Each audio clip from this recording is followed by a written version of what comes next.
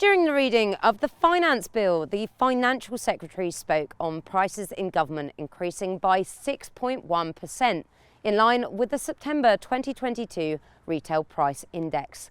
Service charge, water charges, septic tanks, cemetery and funeral charges, hire of public buildings and electricity will not be increased. Stanley Leisure Centre membership fees will not be increased, as well as Stanley Airport charges. On to the increases. Housing rents will increase by 5%. The sales of quarry material will increase. Gas residents' rates go up from £71 to £78 for a single fare, and both veterinary charges and Department of Health fees will increase by 6.1%.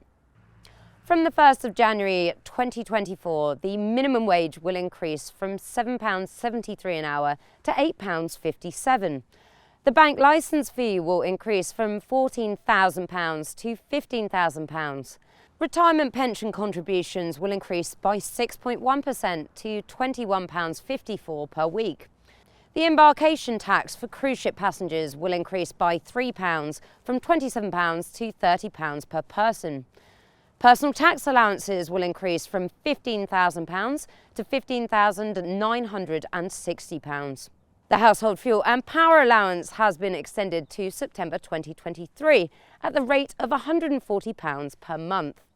The winter fuel allowance is increased from £720 to £865 per qualifying household. Family allowances will increase by 6.1% and remain tax-free. Retirement pensions also increased by 6.1% to £177.78 from £167.55 per week. Tracy Pryor, the Financial Secretary, was invited to report on the proceedings of the Select Committee on the estimates.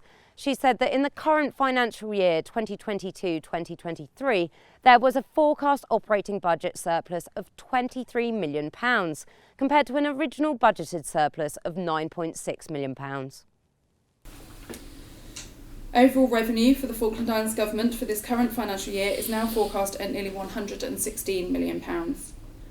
Of this forecast revenue for 22-23, the bulk is driven by almost £42 million of corporate and personal taxes, a further £31.8 million of fishing licence fees, and around £10 million of investment income. She acknowledged the development of hydrocarbon resources within the islands, but stated that FIG was not accounting for any income from this before there is more certainty about the likelihood, timing and amount. Government reserves will decrease from 2.5 to 1.5 times adjusted departmental operating expenditure. I think the conversation with the reserves, and I know I made the point already, but the conversation to reduce the reserves to 1.5% should have been a conversation to have with the public, if nothing else, and I'm not suggesting it was completely incorrect for him to reduce the reserves. I supported a reduction of 2 times percent, not 1.5%. But you need to take the public with that conversation to give them a bit more certainty around that. In rounding up, the Financial Secretary praised the Falklands' strong financial position. With a strong economy and the contribution made in particular by the fishing industry, the finances of Falkland Islands Government are currently stable. Other sectors such as retail, construction, alongside our traditional farming activity and the resumption of tourism activity also contribute to our strong economy. We do, however, remain mindful of the continuing global supply chain pressures and significant inflationary challenges of the moment. The sitting of the Legislative Assembly concluded at around 1 p.m, a mammoth 4-hour session. Multiple challenging factors have affected this year's budget, including the rise in inflation and costs of living.